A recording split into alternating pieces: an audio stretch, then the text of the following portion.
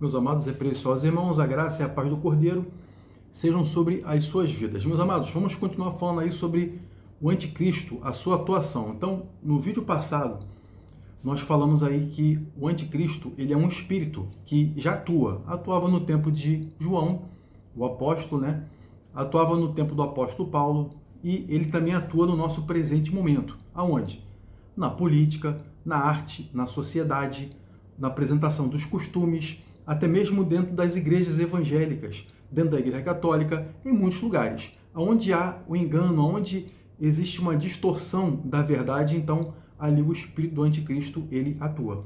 Mas, agora nós vamos estar falando sobre a atuação desse espírito do anticristo no próprio tempo da grande tribulação, onde o espírito do anticristo ele vai estar atuando ali na sua total performance no corpo de um homem. Então, o que é um anticristo propriamente dito? Como eu já disse, ele é um espírito, mas o anticristo ele irá se apresentar no tempo da grande tribulação na figura de um homem, que ele vai receber tal autoridade. Vamos lá. 2 Tessalonicenses, capítulo 2, versículo 9, a Escritura diz assim para nós: E este cuja vinda é segundo a eficácia de Satanás, com todo o poder e sinais e prodígios de mentira. Então, a vinda desse homem, esse falso Messias, é alguém que se coloca contra o Messias e também alguém que quer se apresentar no lugar dele. Então, o Messias, o anticristo, ele tem essas duas características principais. Ele se opõe ao Messias e ele também quer se apresentar como o verdadeiro Messias, mas é claro que ele é o falso, ok? Então, também em Daniel, capítulo 7, no versículo 25, há descrições aqui da atuação desse falso Messias, desse anticristo, que diz assim: E proferirá palavras contra o Altíssimo, e destruirá os santos do Altíssimo, e cuidará em mudar os tempos e a lei, e eles serão entregues na sua mão por um tempo, e tempos, e metade de um tempo. Aqui está se referindo a um período de 3 anos e meio, ok? Então você vê aqui que também Apocalipse capítulo 13, do verso 7 e 8, está descrevendo aqui que ele vai aparecer, ele vai ter grande capacidade de dominar, grande influência, isso dentro desse período. Vamos lá. Apocalipse 13, verso 7 e 8, vou ler aqui para você. E foi-lhe permitido fazer guerra aos santos e vencê-los, e deu-se-lhe poder sobre toda tribo, língua e nação, e adoraram-na todos os que habitam na terra, esses cujos nomes não estão escritos no livro da vida do Cordeiro, que foi morto desde a fundação do mundo. Então aqui você vê, nesses textos das Escrituras que eu acabei de ler aqui para você, que o anticristo, que se opõe ao Messias, ao Machia, que nós pregamos, Yahshua, o Machia, ele veio para tentar substituir. É uma tentativa desesperada do inimigo de colocar um substituto aqui. Claro que ele vai falhar, nós sabemos que ele irá falhar. Então, ele vai tentar substituir o verdadeiro Messias, afastando as pessoas da verdade e conduzindo o mundo ainda a uma rebelião maior contra o Altíssimo. Mas nós sabemos o que acontecerá, ok? Esse desfecho aí será trágico para ele, ok? Então, ele vai ter a sua ascensão política. Vamos ver como é que vai funcionar essa ascensão política aí do anticristo, né? Daniel capítulo 7, versos 24 e 25, fala sobre os 10 chifres. Vamos ler.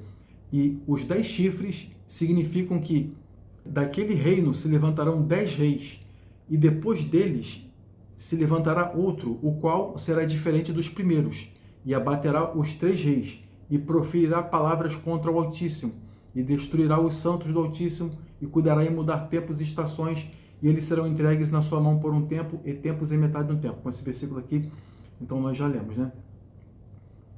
Ok? Então, esses 10 chifres aí serão os reinos que serão entregues ao anticristo dentro desse período aí, ok? Ele vai dominar 3 desses chifres, então ele vai ganhar a liderança aí do governo mundial nessa ocasião. Aqui, então nós vemos aqui um bloco de 10 governos, né? Provavelmente uma aliança, né? entre as nações. Por isso que é muito falado aí nessas reuniões da ONU, esses líderes aí falam: nós precisamos de uma governança mundial. Todo esse papo aí já é o espírito do anticristo falando, ok? Você que acha bonito esse papo, você que gosta desse papo aí, que acha legal, não, tá falando sobre a união dos povos e tudo mais. Não, meu irmão, não é a união de povos nenhum, não. Isso aí é o espírito do anticristo falando através da boca daquele governante ali, para que possa iniciar, né? Sempre esse desejo, essa aspiração desses governantes que tem neles o espírito do anticristo, né? Precisamos de uma governança mundial, vamos elaborar, estão sempre planejando aí. Só que todo esse cronograma, ainda assim, ele está de acordo com o governo do Pai, ok? Até mesmo tudo isso que vai acontecer está de acordo com o governo do Pai, ok? Então essa besta aí que as escrituras descrevem, né, que é o próprio anticristo, ele recebe do dragão, que é o diabo, Satanás, o poder, a autoridade que ele possui, né, política mundial, ok? Onde ele vai trazer uma falsa paz, conforme lá em Daniel capítulo 9, no versículo 27, né? Vou ler. E ele firmará aliança com muitos por uma semana, e na metade da semana fará cessar o sacrifício e a oferta de manjares, e sobre a asa das abominações virá o assolador. E isso até a consumação, e o que está determinado será derramado sobre o assolador.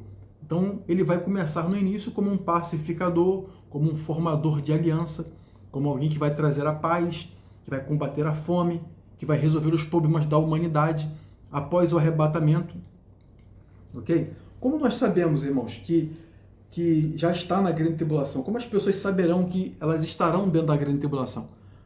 Se não houver algo marcante, como um fator diferenciador, como o arrebatamento, por exemplo.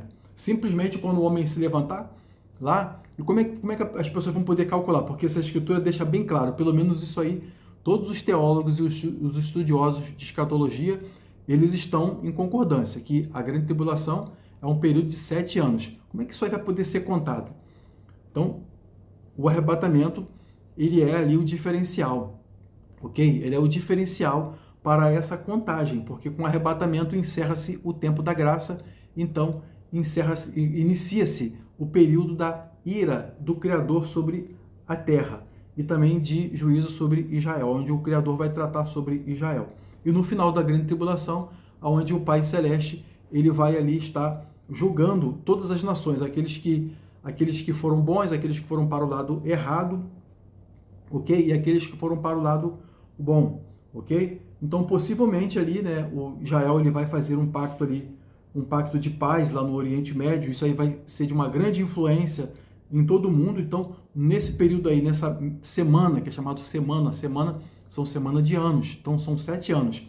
Na metade da semana, no meio, quer dizer, nos 3 anos e meio, exatamente, praticamente, vai ser quebrado a aliança e ele vai revelar a sua verdadeira face de tirania, aquilo que ele realmente é, ok? Vamos lá. Então, ele vai fazer nesse período, enquanto ele estiver governando, ele vai fazer exigência de culto, ele vai querer ser adorado, o falso profeta também vai ser adorado, né? Mas principalmente o anticristo, ele vai solicitar sobre ele poder absoluto, 2 Tessalonicenses 2, verso 4, o qual se opõe e se levanta contra tudo o que se chama o Criador ou se adora, de sorte que se assentará como o Criador, como o Pai, né, Hashem, no templo, querendo parecer ser o próprio Altíssimo, querendo parecer ser o próprio Pai, ok? Então o ápice, o topo desses acontecimentos aí, né, além de governante, ele vai exigir ser adorado, além de ser o governador, o soberano do mundo, né, de todo mundo, então ele vai exigir que as pessoas o adorem também. Essa vai ser uma política misturada com religião de idolatria. É uma coisa terrível. Já não se faz isso hoje. Você vê que o Estado, né, ele tenta de todas as formas ele entrar, ele embaraçar, ele se misturar ali no meio da igreja, no meio daquilo que é sagrado. Isso já aconteceu no passado, naqueles concílios lá de Nicéia e tudo mais. Então houve uma mistura. Hoje em dia acontece a mesma coisa, meus amados. Ok? Acontece a mesma coisa. Então, os evangélicos, né, você deve exercer o seu voto, mas, meu amado, deixa eu falar uma coisa para você, não vai resolver muito. Já viu um ditado que diz assim, né? O povo vota, mas quem escolhe, quem coloca no poder são eles que estão lá. Então não adianta você escolher o governante, esse ou aquele, é ou não é? Às vezes o camarada entra, mas às vezes não dura muito. Aí vem perseguição e acaba sendo colocado aqueles que eles querem que fique lá, ok?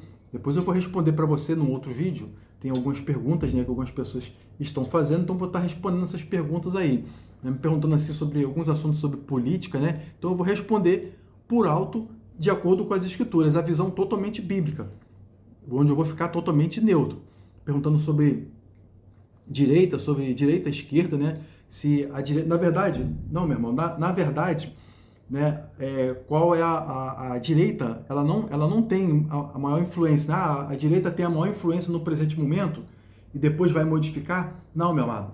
Depois na grande tribulação, a esquerda, aí sim, ela vai ter a maior influência mundial. Não, na verdade, a esquerda, nesse presente momento, meu amado, meus amados, a esquerda, nesse presente momento, ela possui a maior influência. Por que ela possui a maior influência? Porque ela possui o apoio do poder satânico, do poder demoníaco nesse presente momento. Porque o nosso mundo, ele é governado, nesse exato momento, pelo inimigo. Davi não é o Criador que governa o mundo, olha só, tudo está no controle dele. Mas você lembra que lá no passado, vamos voltar lá para o início, quando Adão e Eva, Adão, ele era o homem que tinha um governo total. Total, meus amados.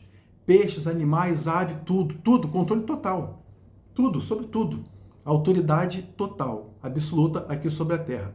Quando ele desobedeceu o Criador, ele e a sua esposa desobedeceram as orientações do Criador. Não era uma regra assim de peso, sabe? Apenas você pode comer todas as frutas de todas as árvores, mas daquela ali não. Era apenas para que fosse estabelecido o relacionamento dele, para que ele exercesse o seu livre-arbítrio. Lembrando, meus amados, que ao homem foi colocado o direito de escolha. Já ouvi gente dizer assim, anjos não têm livre-arbítrio. Que isso, meu irmão? De onde você tirou tal informação? Desinformação. De onde você tirou isso? Que anjo não tem livre-arbítrio? Fala para mim, onde é que você tirou isso aí? Se anjo não tem livre-arbítrio, então por que Lúcifer e os outros anjos que estavam lá, então como que eles tomaram essa decisão? De onde você tirou essa história aí? Os sentinelas, os vigilantes, os 20 sentinelas e vigilantes que foram enviados pelo Criador para estarem aqui na Terra, após a queda de Adão, então a humanidade ela ficou caída, né? Para poder auxiliar o Criador lá no livro de Enoque, um livro que não está na Bíblia, deveria estar nas Escrituras, ok? Porque são livros que eles não discordam de nada dos primeiros 5 livros do Pentateuco, eles não discordam, eles estão em harmonia com aqueles livros ali, eles deveriam estar, eles foram tirados das Escrituras, como vários outros livros também. Lembrando, meus amados, esse assunto aí é um bônus para você, eu nem gostaria de estar falando disso. Tem assuntos que eu nem gostaria de falar. Muitos assuntos eu nem falo nessa plataforma aqui para evitar, sabe, certos constrangimentos desnecessários, certas perseguições que são desnecessárias. Temos que agir com sabedoria. Mas muitos livros deveriam estar nas Escrituras. Vários outros livros. Davi, mas não, a Bíblia é só aquela ali mesmo. Não, tem essa aí porque você conhece. Mas você sabia que no tempo, né, houve uma ocasião, um tempo, se você pegar e você estudar isso aí, você pegar umas enciclopédias e perder ou melhor, ganhar tempo, né, e você estudar um pouquinho minuciosamente sobre isso aí, você vai ver que existiam vários e vários livros. A Bíblia era constituída de vários e vários livros. Então, tinham várias linhas de pensamento dizendo, esses aqui que são os livros ideais, esses não. Então, o rei James, ele foi e separou para dissipar aquela confusão, ele foi e separou. Ele separou, não, esses aqui serão os livros, pronto. E colocou lá, né? É por isso que você conhece a versão King James. Então, todas as versões da Bíblia que nós conhecemos atualmente, a que você usa, que eu uso, ela partiu de onde? Partiu do o rei Tiago, no rei James, o rei King James, o rei James, que ele estabeleceu, não, esses aqui são os livros que serão os livros que serão estudados, serão os livros que serão declarados como os livros que são inspirados. Pronto, foi um homem que decidiu isso aí, ok? E você sabe que tudo aquilo que o homem coloca a mão é sujeito a errar, ok? É sujeito a ter falhas, ok? Então esse não é o nosso assunto, não é o assunto que nós queremos estar falando aí, mas é só para você ter a ideia, né? Eu vejo ali que o livro de Enoque, e outros livros também, eles são livros excelentes. Inclusive, o livro de Enoque, ele é citado nas Escrituras. Ok? Tem outros livros que são citados no Antigo Testamento e no Novo Testamento. Se eles são citados, porções do livro de Enoque, eles são citados, inclusive lá no livro de Judas, trechos inteiros são citados ali. É só você verificar. Ok? Mas vamos lá. Vamos então ali. Ok? Então, ele vai fazer exigência, meus amados. O anticristo ele vai fazer a exigência também, depois dele ter esse poder político, ele vai fazer exigência de adoração. Mas nós sabemos que o seu fim será um fim, será um desfecho, né, onde ele será derrotado, né? Está lá em Apocalipse 19, versos 19 e 20. Vou ler aqui para você, para nós terminarmos. E vi a besta e os reis da terra e os seus exércitos reunidos para fazerem guerra, aquele que estava sentado sobre o cavalo e o seu exército. Veja bem, esse quadro aqui, que está descrito aqui nesse versículo, ele está descrevendo o final da grande tribulação. O final da grande tribulação dos 7 anos, onde vários países que são a favor do anticristo vão se reunir e são contra Israel. Eles vão se reunir cercando ali, então, Israel, a nação, o território de Israel. Eles vão, então, tentar destruir. Ok? Israel, nesse momento, tem força, tem influência, tudo mais, comete vários erros. Davi, você está contra Israel? Não, meu irmão, não estou contra Israel, não. A Escritura diz para nós abençoarmos, não sou contra Israel, não. Mas em todas as Escrituras, vamos ser sóbrios, vamos ser prudentes, vamos ser equilibrados. Mas em todas as Escrituras, nós vemos Israel errando várias vezes.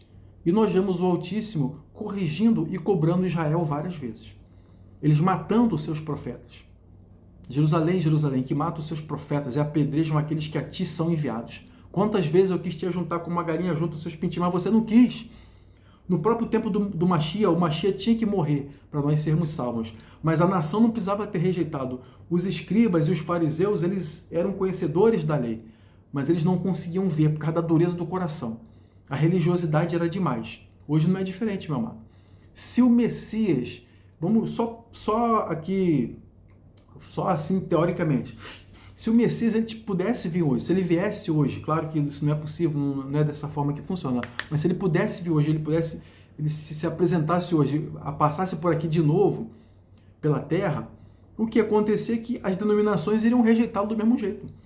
Ia ter pastor que não ia aceitar. O Messias, certamente, ele ia corrigir, ele ia apontar vários erros que acontecem nas denominações, de um lado, do protestantismo, da Igreja Católica e tudo mais, ele ia apontar várias coisas de erradas. Mas sabe o que ia acontecer? Mais uma vez, ou talvez pior, os líderes religiosos iriam rejeitá-lo. Então, para que isso não aconteça contigo, para que você não fique do lado daqueles que vão acabar rejeitando a verdade, eles ouvem a palavra, mas acabam endurecendo os seus corações, como os fariseus daquela época, e acabaram sendo rejeitados, porque Jerusalém não precisava ter sido destruída no ano 70, não precisava ter sido destruída. Aquilo ali foi porque eles rejeitaram o Messias, eles rejeitaram o Mashiach, ok? Então, isso ali veio como uma falta de proteção. As coisas pioraram, eles já estavam debaixo do governo da tirania de Roma e eles gostariam de ficar livres, mas o que aconteceu é que as coisas pioraram mais ainda. Por quê? Porque eles rejeitaram o verdadeiro Messias. Você pode ver no livro de Atos dos Apóstolos que todas as vezes que os apóstolos estão pregando, que Paulo está pregando, lê lá, meu amado. Lê, você tem que ler a Bíblia, meu filho. Ou então bota para ouvir, pega uma parte da Bíblia aí, eu vou publicar aí o Novo Testamento todo. Vou publicar o Novo Testamento todo, mesmo que os nomes sagrados, eles não estão corrigidos, né? Mas eu tenho o Novo Testamento todo em audiodrama, é uma versão assim muito exclusiva, você não vai encontrar ela aí não, ok? Então eu vou publicar esses livros, então você pode pegar e colocar, você pode baixar e você colocar para ouvir conforme eu faço, é o que eu faço, entendeu? Então eu já estou ouvindo o Novo Testamento pela 5ª vez nesse ano, fora ler as Escrituras, junto com a minha família. Fora ler o Novo Testamento todo, né? Que nesse ano a gente termina de ler o Novo Testamento todinho, a minha família, certamente antes do final do ano. Ok? Então você precisa fazer essa pesquisa, você precisa fazer essa pesquisa para você não ficar comendo nas mãos de homem. Ok? Você mesmo lê a palavra, pede, Pai, me dá entendimento da tua palavra, Pai, me guia na tua verdade. Faça isso, meu amado irmão. Faça isso, minha irmã. Ok? Então vamos lá. Aqui diz, né? E a besta, verso 19 eu já li, né? E a besta foi presa e com ela o falso profeta que diante dela fizeram os sinais com os que enganou os que receberam o sinal da besta e adoraram a sua imagem. Estes dois foram lançados vivos no ardente lago de fogo e de enxofre. Então isso aqui é o final da grande tribulação, aonde o Mashiach, o Messias, junto com a igreja já vai estar voltando, e todos os santos nas nuvens. Então essa é a segunda vinda, com a sua aparição em glória. Davi, então a segunda vinda não é isso não, Davi? Não, a segunda vinda é isso. Mas a segunda vinda do Messias, meus amados, temos que compreender que ela é um processo. Ela não é um evento, um momento só, um evento único. Não, ela é um processo. Do mesmo jeito que foi a primeira vinda. A primeira vinda foi um processo, não foi? Ele nasceu de uma virgem, cresceu, fez 12 anos. Você vê lá nas escrituras que ele foi perdido pelos seus... Ele se perdeu dos seus pais, ou seus pais o perderam, que ele não se perde, né? Ele foi encontrado lá no templo, conversando com os doutores da lei, e depois ele começou o seu ministério e tudo mais, até ele ser morto. E ele ressuscitar e tudo mais. Então foi todo um... Ele subiu ao céu, né? Então foi todo um processo. A segunda vinda também. Então, primeiro ele vai arrebatar. É o primeiro evento. É um evento desencadeador. Aí começam todos os eventos aqui na Terra, que é a grande tribulação. Estou explicando tudo isso bem detalhadamente, num linguajar fácil, sem usar termos técnicos de teologia que não são necessários à nossa compreensão. Ok? Eu tive que estudar tudo isso aí, mas não é necessário para nós passarmos aqui, né? Para que todos nós possamos compreender, porque o importante é a palavra ser compreendida. Porque quando o nosso entendimento ele aumenta, a nossa fé aumenta. Então a sua força aumenta. Então você pode resistir melhor ao diabo e ser vitorioso e ser abençoado. Então esse evento já vai ser no final da grande tribulação, onde o Messias, Yahshua, ele vem num cavalo branco com os milhares de santos, a igreja e tudo mais, sobre o Monte das Oliveiras aparece. Então naquele momento ali o inimigo é derrotado, todos aqueles que têm a marca da besta são também destruídos ali naquele momento ali. Então o anticristo, que ele vai ser um político, né, um político muito habilidoso, e vai ser perigoso, né, na história, e que no decorrer dos tempos, das eras, o espírito do anticristo já tem atuado em outros homens, mas ele vai culminar essa força, poder e influência num homem só, dentro do período da grande tribulação. Ele vai estar prometendo ali paz, vai implantar um regime global, é o que vai acontecer, mas no final das contas ele vai implantar esse regime autoritário, controlando o governo, a economia e até mesmo a religião. Então ele vai exigir adoração como se ele fosse o próprio Altíssimo, mas é claro que ele não é, sempre foi o desejo do inimigo, mas o Altíssimo, por meio de Yahshua, o Cordeiro, ele vai decretar que ele vai terminar o anticristo e a besta no lago de fogo, ok? Então eu vou deixar essa palavra para você, que o Pai possa te guardar. Vou ficar por aqui. Não deixa de recomendar esse vídeo, de compartilhar esse vídeo com alguém, para que a fé dessa pessoa possa ser abençoada. Nossa missão aqui é edificar, é fortalecer, é fazer com que a sua fé ela possa ser renovada, fazer com que a sua crença, a sua caminhada, ela possa ser firmada nos caminhos do Altíssimo, ok? Para que nós possamos viver aquele tempo maravilhoso, abençoado do milênio aqui, já com o corpo glorificado, ok? Porque se você for arrebatado, o seu corpo será transformado. Se você tiver partido, se você partir com o Cordeiro, não tem problema, que o seu corpo também vai ser ressuscitado. Isso é uma coisa gloriosa, meus amados. Isso é um assunto maravilhoso, é um assunto glorioso. Vou ficar por aqui, até o próximo vídeo. Que o Pai te abençoe grandemente, que Yahshua esteja com você, que a presença do seu Espírito possa inundar, guardar e guiar a sua vida, possa inundar e preencher toda a sua casa, seu coração, sua família, no nome de Yahshua. Amém?